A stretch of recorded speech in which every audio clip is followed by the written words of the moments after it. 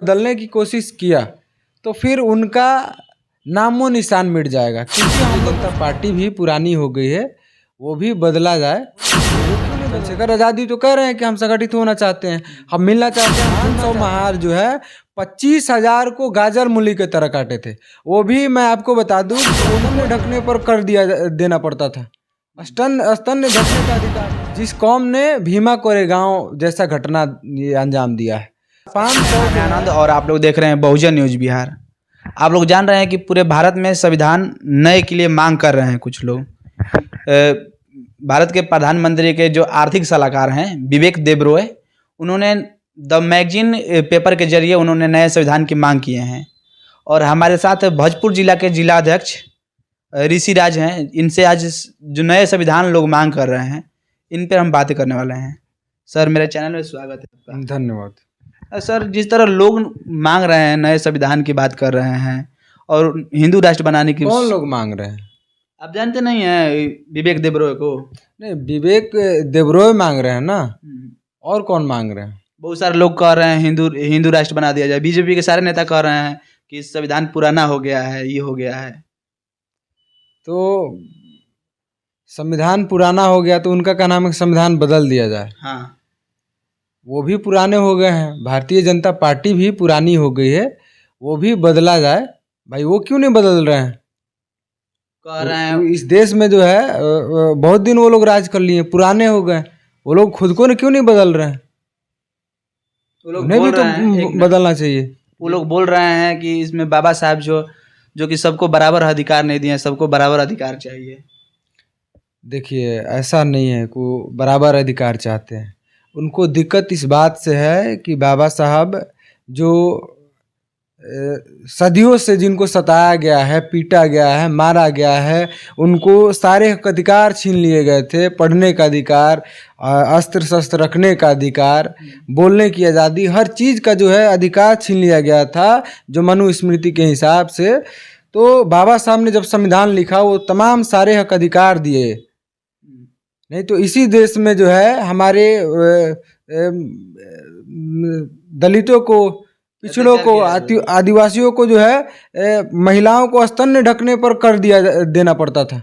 स्तन ढकने का अधिकार नहीं था, हमें पढ़ने का अधिकार नहीं था, हमें थूकने चलने तक का अधिकार नहीं था। तो इस देश में जो है वैसा ही जो लोग चाहते हैं कि इस संविधान को बदल दिया जाए, वो लोग चाहते हैं कि फिर पुनः ऐसा ही हो, ताकि जैसे सदियों से पहले हम लोग जिस तरह से जुल्म अत्याचार करते थे आज भी हम वैसा ही करें और इनको शोषितों, पीड़ितों, दलितों को हम लोग कीड़ा मकोड़ा बना करके रखें। वही लोग मांग कर रहे हैं संविधान बदलने की। अच्छा, फिर जैसे गुलाम बना करके बहुत सारे अत्याचार किए हैं। जैसे कि मणिपुर में आप देख ही रहे थे कि एक आदिवासी महिला को नग्न वस्त्र किया गया था, वहाँ पर भी उसको आवाज़ उठाया गया, लेकिन अभी तक कुछ भी नहीं हुआ वहाँ पर। देखिए जब तक इस देश में भाजपा केंद्र में राज करेगी तब तक ऐसा ही ये घटना होते रहेगा। और ये लोग ट्रेलर दिखा रहे हैं कि संविधान बदलने की बात करके ये लोग ट्रेलर दिखा रहे हैं कि हम लोग ऐसा ही कर रहे हैं, और जब संविधान पूरी तरह से बदला जाएगा तो ऐसा ही होगा। इस चीज़ से हमें मतलब सावधान होने की ज़रूरत है, और भारतीय जनता पार्टी का मतलब पतन करने की ज़रूरत है इस देश से, तभी जाकर के इस देश का जो है लोकतंत्र बचा रहेगा। मायावती को आप जानते हैं ना? जी, तो बहुजनों का सबसे बड़ा नेता है जी। और इसी दलित समाज से उभर कर चंद्रशेखर आज़ाद रावण जो हैं माननीय हम लोग मानते हैं, आपस में एक नहीं हो रहे हैं। आखिर क्यों है, क्या कारण है? देखिए ये बहुत बड़ा प्रश्न पूछ लिए मेरे लिए। भानु कुमारी मायावती जी जो है वो हमारे लिए आदरणीय हैं। बड़े भाई चंद्रशेखर आज़ाद जी का जो संघर्ष है उनके बदौलत आज हम लोग खड़े हैं। बहन जी के बारे में मैं ज़्यादा कुछ नहीं कहना चाहूँगा, कि बस यही कहना चाहूँगा कि उन्होंने अपने समय में बहुत कुछ किया, लेकिन अभी का जो समय है बड़े भाई चंद्रशेखर आज़ाद जी जो कर रहे हैं वो आज के दौर में दलितों के लिए, पिछड़ों के लिए, मुस्लिमों के लिए, मजलूमों के लिए कोई नहीं कर रहा है। उनसे बेहतर इस देश में कोई विकल्प नहीं है। जी, 21 जून को दिल्ली जंतर मंतर हिल गया था। 21 जून को दिल्ली जंतर मंतर ही नहीं, भोपाल भी हिला और राजस्थान भी हिला। भाई जहाँ भी चले जाते हैं वो राज्य हिल ही जाता है। आप एक होने की बात कीजिए, बीएसपी और एएसपी का जो दोनों पार्टी है एक हो। जी बिल्कुल, हम लोग चाहते हैं कि एक हो जाए, लेकिन बड़े भाई चंद्रशेखर आजाद जी चाहते हैं, लेकिन बहन मायावती जी के साथ क्या उनके साथ दिक्कत है, उनको क्या परेशानियां हैं कि एक नहीं हो पा रही हैं। अगर एक होंगी तो उन्हें भी पता है कि इस देश में बहुजनों का राज हो जाएगा। इस देश में जो है सभी मिलजुल कर अगर ऐसा तो नहीं कि बीजेपी का सपोर्ट कर रही है। देखिए, अगर हम लोग एक होना चाहते हैं, ताकतवर होना चाहते हैं, तो बाबा साहब ने कहा कि शिक्षित हो, दूसरा बार में कहा संगठित हो, तब जाकर के संघर्ष करो। अगर बाबा साहब के हम सब विचारधारा के हैं, उनके मानने वाले हैं, अगर आप और हम बाबा साहब को कहते हैं कि बाबा साहब की विचारधारा पर चलते हैं, तो बाबा साहब ने दूसरी बात में ही कहा कि हम संगठित हों, फिर संघर्ष करें। तो हमें संगठित होने की ज़रूरत है। चंद्रशेखर आज़ाद जी तो कह रहे हैं कि हम संगठित होना चाहते हैं, हम मिलना चाहते हैं, हम जुड़ना चाहते हैं और तब जाकर के संघर्ष करना चाहते हैं। अगर आप संगठित नहीं होना चाहते हैं तो भाई अब आप पर प्रश्न उठता है कि क्या आप बाबा साहब की विचारधारा के वाले हैं या फिर नहीं, या फिर बाबा साहब की विचारधारा से भटक गए हैं। आप मायावती के भतीजे को जानते हैं ना? उन्होंने बोला था कि पिछले दिनों बहुत सारे सुर्खियों में थे, बोले थे कि चंद्रशेखर आजाद भीम आर्मी कौन है। मैं उसी समय वो जाना, उनकी नाम शायद आनंद मोहन जो है, आकाश आनंद मोहन है, आकाश आनंद मोहन।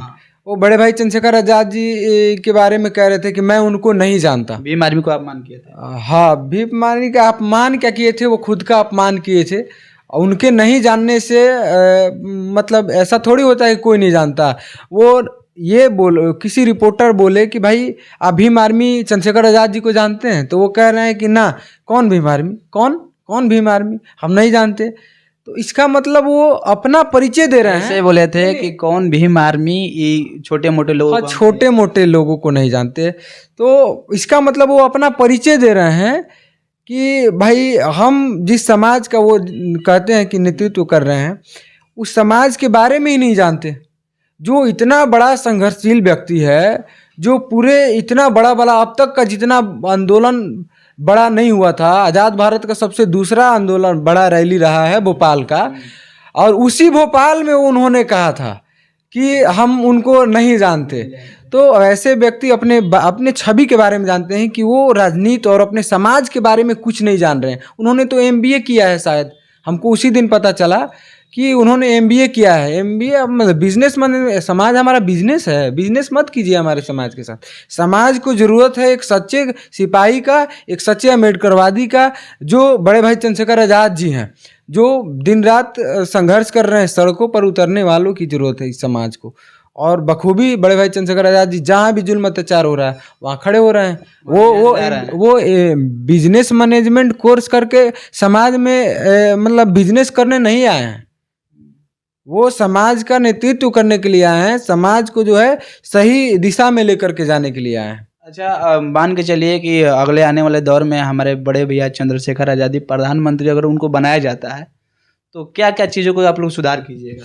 देखिए, बड़े भाई चंद्रशेखर आज़ाद जी का जो संगठन और पार्टी है, वो हूबहू बाबा साहब और कांसी राम के विचारधारा पर है। कांसी राम का विचारधारा जो है बहुजन हिताय बहुजन सुखाय।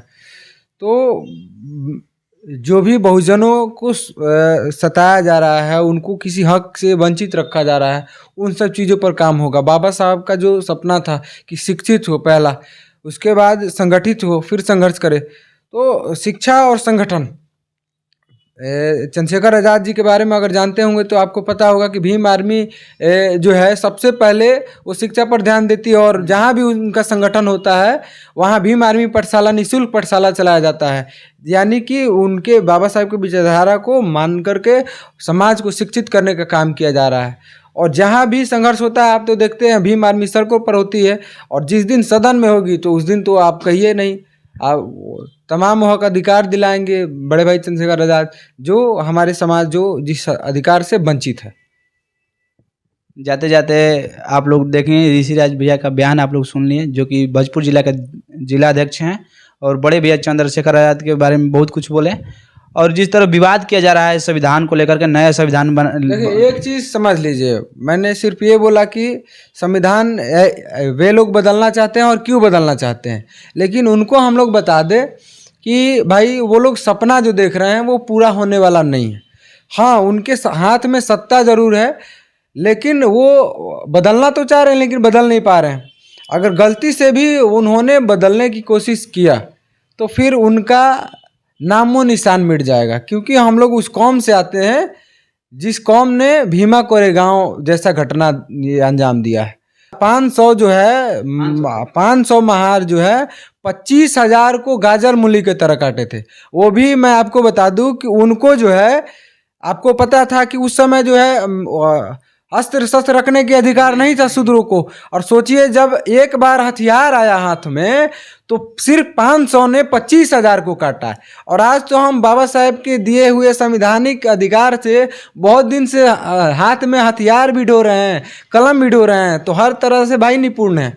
तो समझ लो जो संविधान बदलेगा उसका क्या हश्र होगा। बीजेपी जिस तरह मतलब कि वार करेगी उस तरह आप लोग वार कीजिएगा। बीजेपी जिस तरह वार नहीं, अगर संविधान बदल दिया जाएगा तो संविधान बदलने वाला का सर कलम हो जाएगा। किसी का सर धड़ से लगा हुआ नहीं रहेगा, सारा का धड़ अलग हो जाएगा। जितने भी हमारे संविधान को बदलने वाले लोग होंगे, चाहे वो कोई भी हो, उनको किसी को छोड़ा नहीं जाएगा। जाते जाते बहुजन न्यूज को आप क्या दीजिएगा? बहुजन न्यूज वाकई जब नाम ही बहुजन है तो बहुजन के हित में होगा। तो मैं चाहूँगा कि आपके जितने भी दर्शक हों ज़्यादा से ज़्यादा आपको प्यार करें, आपको सपोर्ट करें, और इसी तरह